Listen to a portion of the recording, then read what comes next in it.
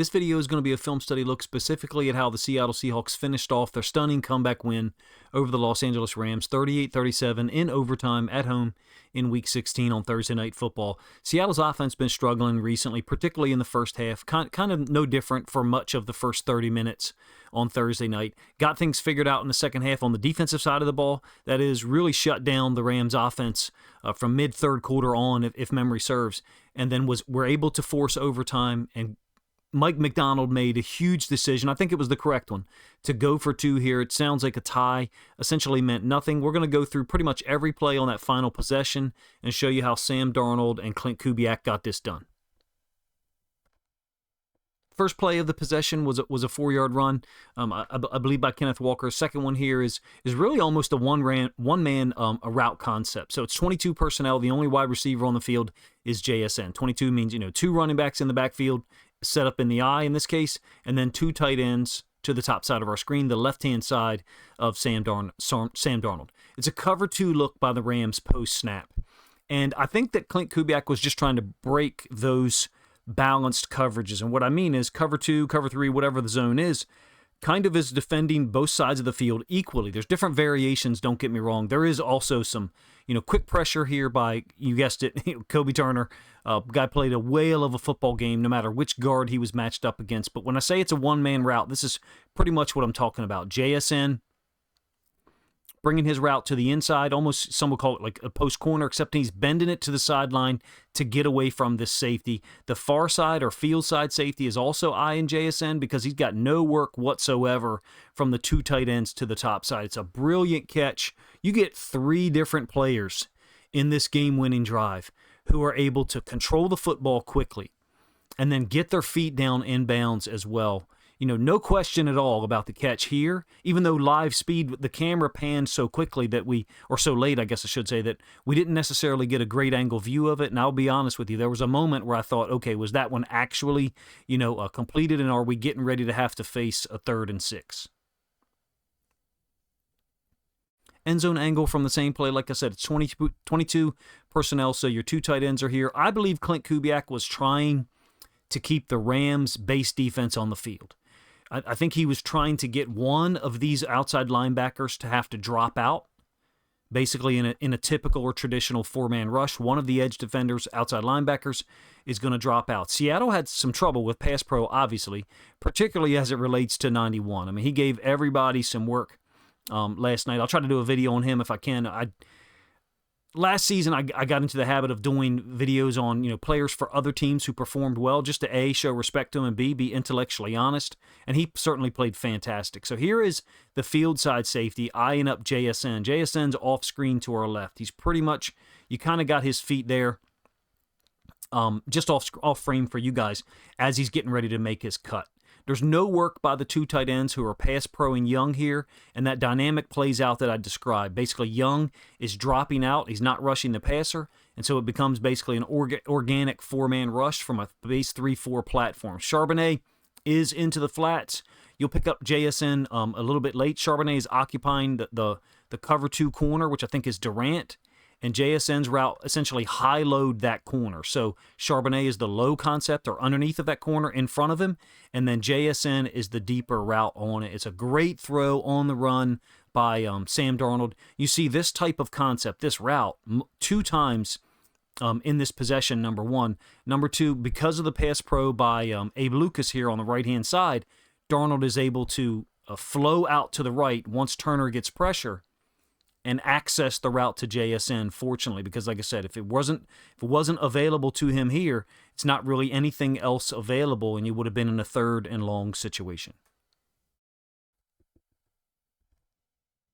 Very next snap with the ball on the right hash, obviously, because JSN caught it onto the right sideline. So 1st and 10, run play to Kenneth Walker, who played amazing. I'll try to get a video out on him, either later Friday night or early Saturday morning. So it's a zone concept, and the corner to the top side plays this extremely well. It's Durant, number 14.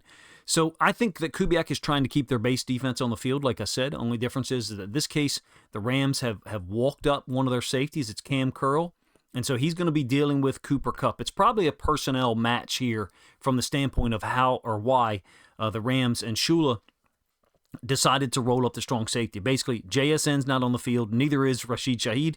You've got two of your better blocking receivers out there, and then two tight ends. It's a zone concept, and they have trouble getting to Durant. It's basically Cooper Kupp. Cooper Kupp is trying to deal with the safety first, Cam Curl. He dekes him or basically slaps him to the outside, tries to move up to Durant. You can see what Walker is trying to access in terms of that backside cutback. He had a touchdown on a similar cut or wind back earlier in the game, a 55-yarder. And I think that's what he's trying to go for here. He's trying to get to all this space to the outside. And if Kupp is able to get any piece of Durant whatsoever, maybe Walker can get there. It's a great job by Walker of getting to the outside, becoming essentially the force player, going low on Walker and upending him. I'll give you the same play from the end zone angle. Durant is off screen to our right, so he's at like the 3 o'clock position basically. It's a 12 personnel group, so two tight ends, one to the right of Sam Darnold, one to the left, of course, opposite, from our perspective.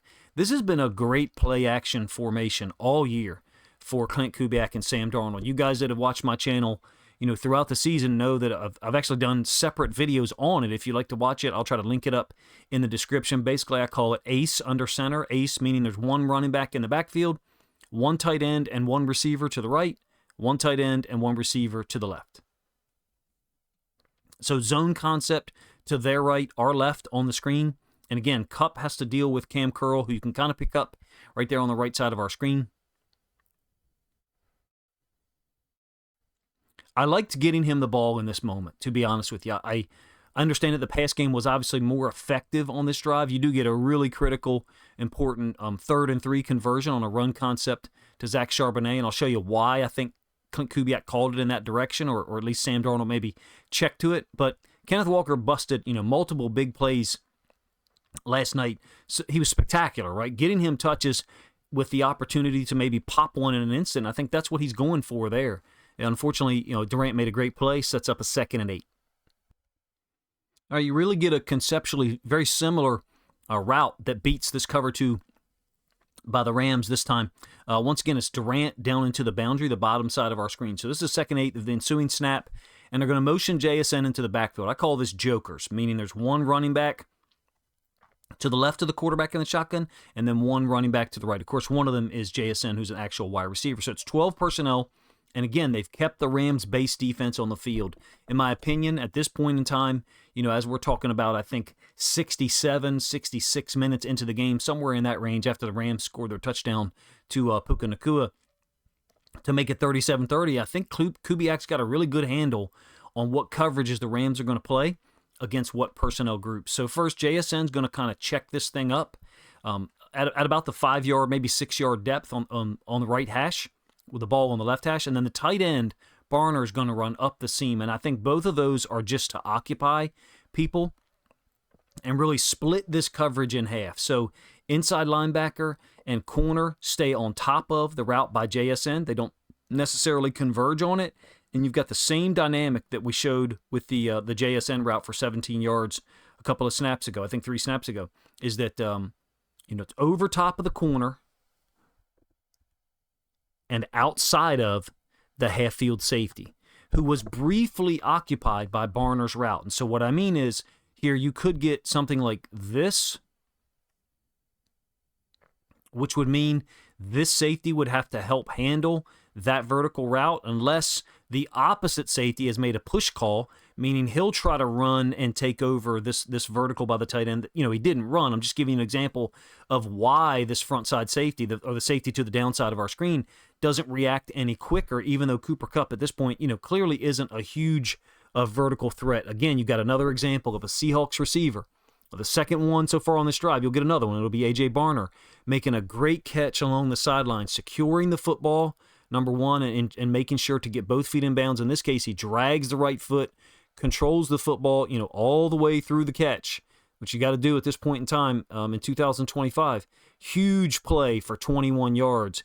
Didn't have to utilize JSN to do it. Well, JSN's a part of the play. The concept, if you ask me, I think JSN's probably reading the cover 2 and sitting down. If he got some other coverage, my guess is he's probably going to try to cross this inside linebacker up. So it's the same play from the end zone angle. Again, 12 personnel group. So one tight end to the left, And then the other tight end to the right is Barner, who's going to run this vertical. All right, again, keeping LA's base defense on the field, probably, I think, related to these half-field reads. So trouble with pass pro last night wasn't always on these type of stunts, but this ends up being a huge hit for Jared Verse, kind of stunting to the inside. He's on the same side as Turner, right? So it makes sense. Those two guys are devastating together. It's their base defensive structure, so it's not like you're going to be given a ton of opportunities to double team. Bradford still no idea that a stunt is occurring. Talking about, Turner going up the field and, possibly picking the tackle, and then Verse delayed going underneath. No recognition at all from Bradford, but also he doesn't stay square, which would give him the ability to draw when he loses. And what I mean is if he was more square here, he'd have an opportunity to maybe punch Verse a little bit and get him off his track. That would be best case scenario because of how poorly he handled this in the beginning. You can see huge hit by Verse on Sam Darnold. This is the one that I think McDonald's already talked about in a press conference either Friday morning or late Thursday night, that Darnold deserves a ton of credit for making this throw and then accepting this hit, putting the throw out there in a perfect spot for Cooper Kupp to make a brilliant catch. Dragging the right foot. That was one that when I saw it live, I thought, okay, that's absolutely a catch. The JSN one from a couple of plays ago, like I said, I had some doubt about.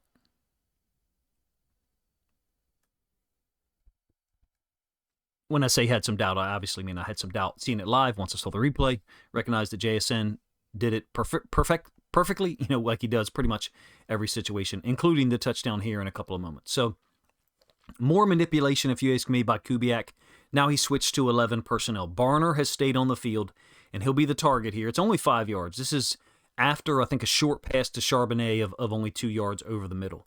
So LA's responded with their nickel defense, and Shaheed's going to motion across. That's actually Darion Kendrick, who played 5 snaps last night, of course, played earlier in the season for the Rams when so many guys were injured. And what this looks like is a play action to the top side of our screen, the left-hand side for the Seahawks offense. Barner is going to work down. It's not really a great job, if you ask me, by him of faking like he's going to block, and then he's going to work back out into the flats. It's Landman, the really, if you ask me, balanced and smart inside linebacker that ends up covering him. First of all, what makes this work on the play action is that when Darnold works out to the flats here, he gets a ton of space. Time and space is what you need, and you just didn't get that all the time against the Rams defense because of the pass pro, right? And even on certain run plays, they didn't give you space.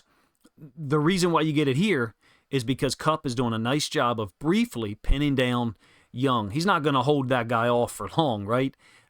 In addition to that, the design element, when I say that it's 11 personnel intentionally, so they know that the Rams are generally going to be in too high safety structure, and that's what you got here. This is just math. It's the same math that Sean McVay and Matt Stafford use on their play action boot concepts. And that's, normally if we can get the quarterback out and have 2 routes, this one's late, I'm talking about this one coming across the field, that one's late, then we can put them in conflict. Basically, we can play like a 3-on-2. In this case, that's not how it works out. Barner maybe recognizes it, that this is a little bit more of a high-pressure situation, able to get his feet down. Why does this work out, or why am I willing to give him so much credit for only a 5-yard gain? Watch what Barner does here. Once he turns to go down into the flats, Landman will attach to him. It'll get really connected. Actually takes his right hand, kind of puts it on his shoulder pad. Maybe he's holding for a brief second there, just playing good defense. And so Barner matches that physicality by pushing off slightly to create some separation, and that allows, again, Darnold with time and space to find him for a 5-yard gain. Third illustration here, I think, JSN first, Kupp second, and now Barner, of controlling the football, catching it once, we would say, catching it once, and then getting your feet down immediately. So there's no question in the ref's mind about whether it was a catch or not.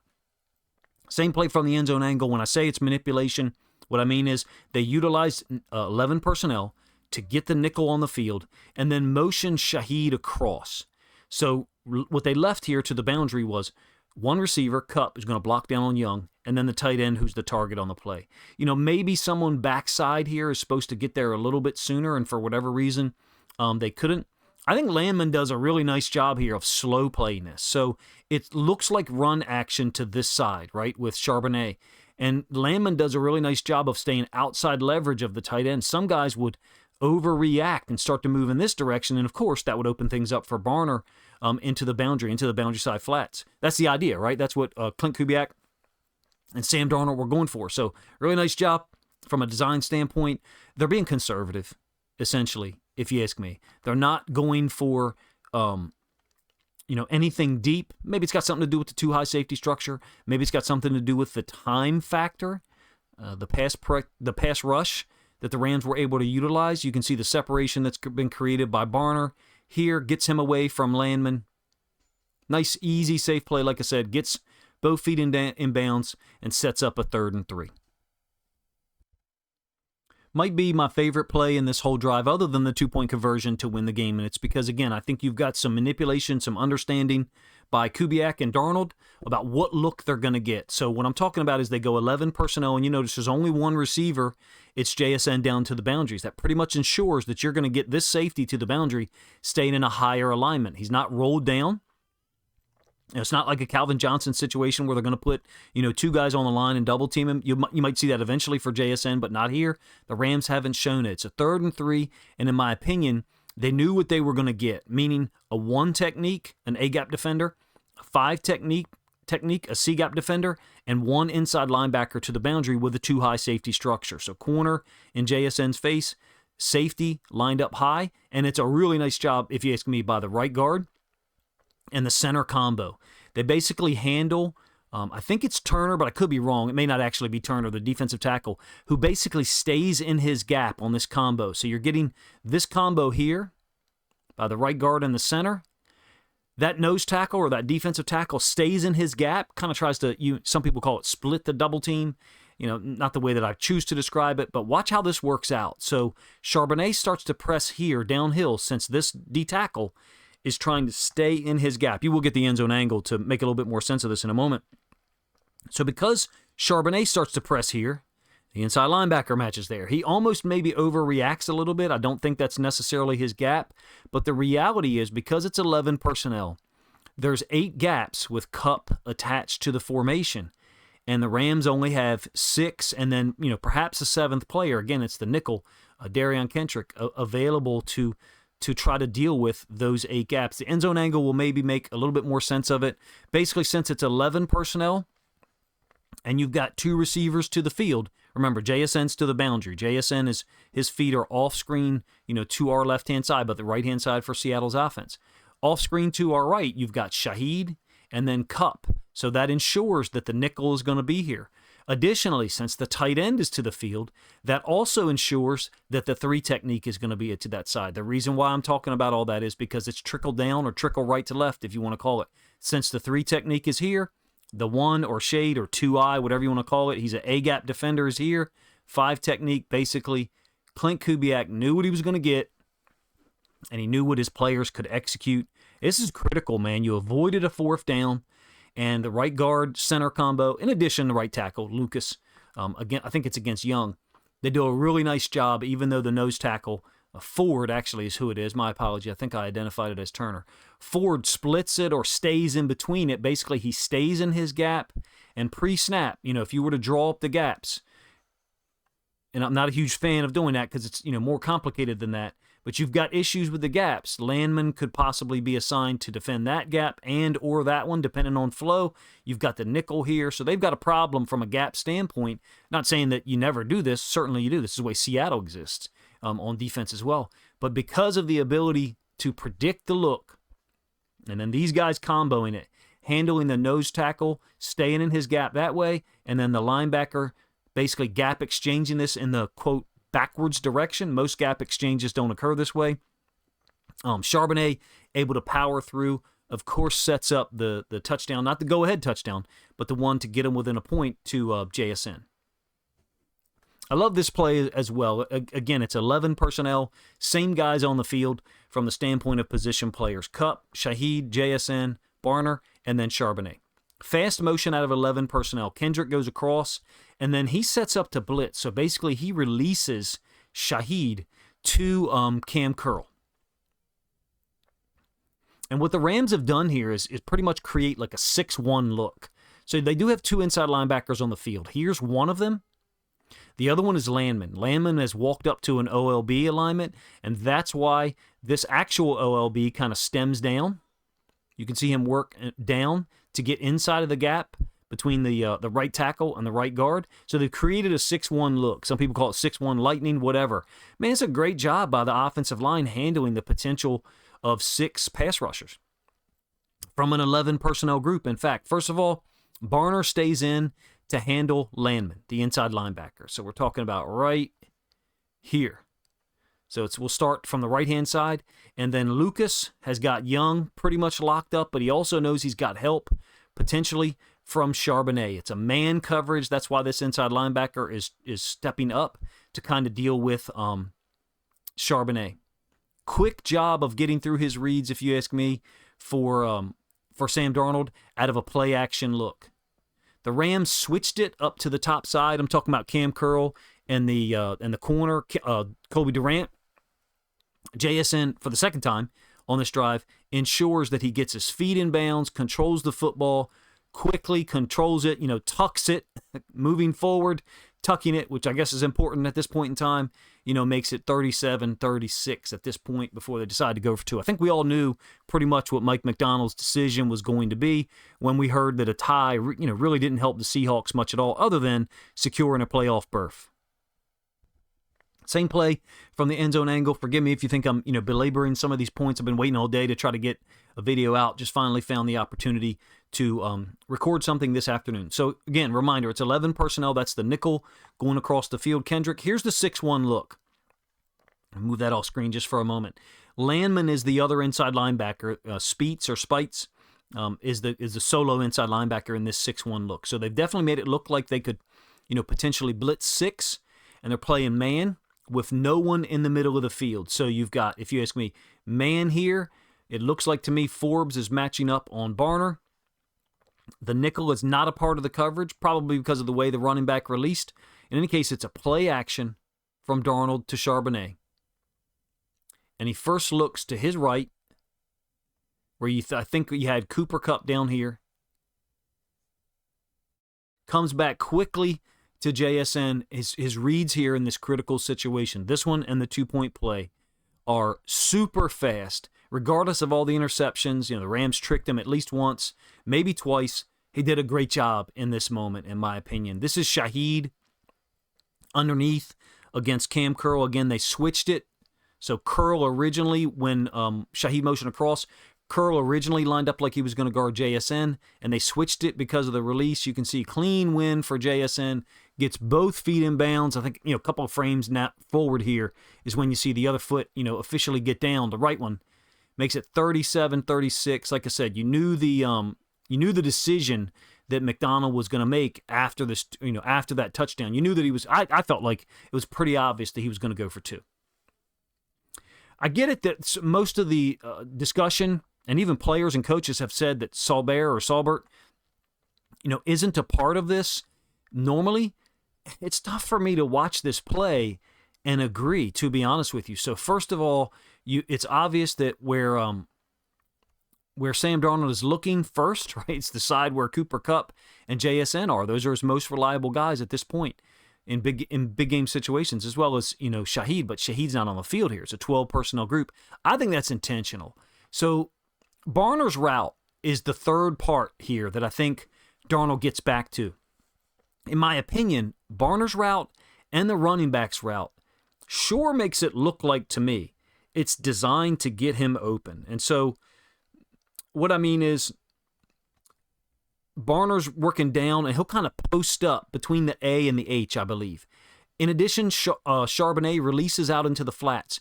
What it does is it kind of almost clears out that space underneath for Saubert to run onto. And you can see that 2 Rams defenders, I think it's the inside linebacker and Forbes, have both gone with Charbonnet out into the flats. And how quickly Darnold comes back to this. It's not, I guess it's, it's the 4th read, right? Because the 5th position player is Charbonnet. So basically we're talking right to left, right?